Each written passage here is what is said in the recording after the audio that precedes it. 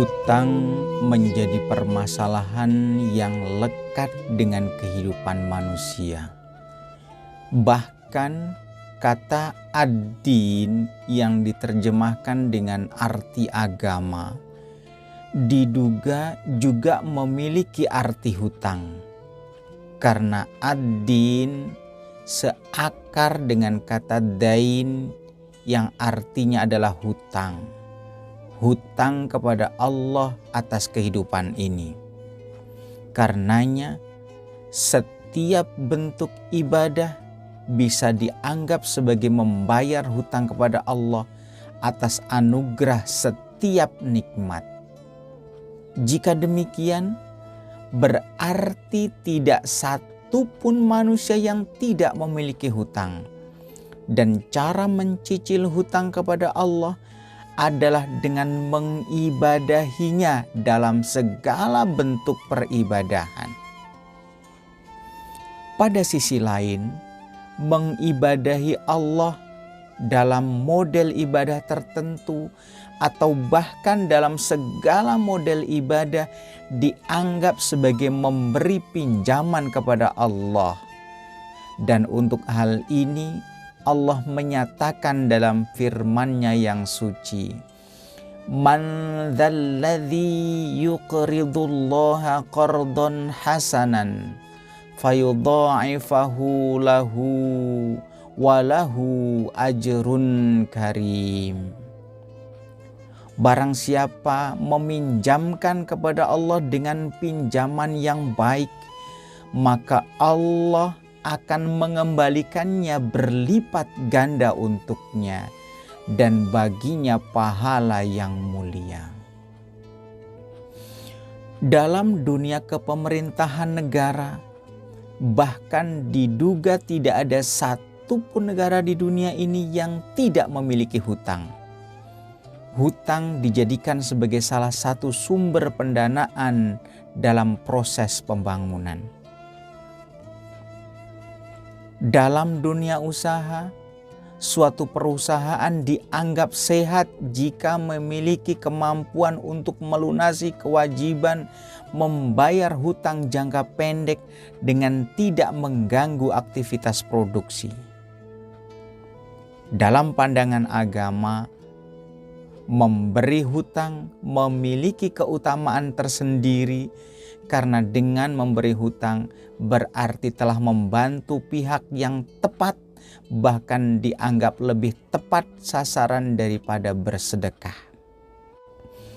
Dan sebagai penyeimbang, kewajiban membayar hutang bagi yang berhutang menjadi kewajiban yang tidak mungkin dapat dihindari. Bahkan jika dia tidak mau membayar hutang ketika di dunia ini, maka Allah akan paksa dia untuk membayar hutang-hutangnya ketika di akhirat nanti dengan mekanisme pembayaran yang berbeda. Atau jika si penghutang tidak memiliki kemampuan secara permanen dalam membayar hutang-hutangnya, tetapi masih memiliki niat dan kuat untuk membayarnya, ditawarkan solusi yang baik baginya.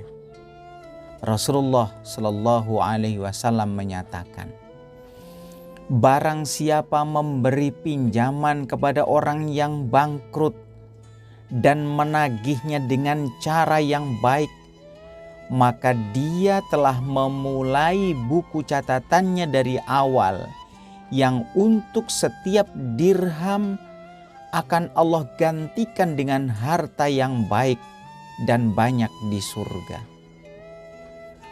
Beliau juga menyatakan, siapa yang dibutuhkan oleh saudaranya yang muslim dalam bentuk pinjaman, namun dia tidak memenuhinya padahal dia mampu untuk memberikan pinjaman kepadanya, maka Allah haramkan aroma surga baginya.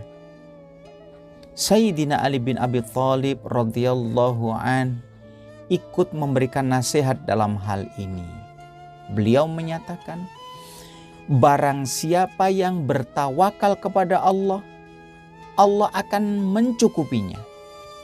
Siapa yang meminta kepada Allah, Allah akan penuhi permintaannya.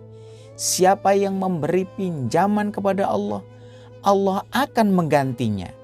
Dan siapa yang bersyukur kepada Allah, maka Allah pasti membalasnya dengan kebaikan. Beliau radhiyallahu an ketika memberi nasihat kepada putranya Imam Hasan radhiyallahu an, beliau mengatakan, jika engkau bertemu dengan orang yang membutuhkan, yang dapat membawa perbekalanmu untuk diserahkan kembali kepadamu pada saat engkau butuhkan di hari kiamat kelak, maka gunakanlah ia sebagai sebuah kesempatan baik dan titipkanlah kepadanya bekalmu sebanyak mungkin, karena boleh jadi engkau tidak mendapatkannya kembali. Begitu juga gunakanlah kesempatan untuk memberi pinjaman kepada orang yang membutuhkan di hari-hari kemudahanmu untuk dibayarkan kembali pada hari-hari sulitmu. Dalam riwayat lain dijelaskan, di atas pintu surga tertulis pinjaman dibalas dengan 18 kali lipat dan sedekah dibalas dengan 10 kali lipat. Hal itu karena pinjaman tidak mungkin diberikan selain di tangan orang yang membutuhkan. Sedangkan sedekah bisa saja bukan pada orang yang membutuhkan. Riwayat lain melengkapi, sungguh bagiku memberikan pinjaman lebih aku cintai daripada memberikan yang sepadan dengannya sebagai sedekah.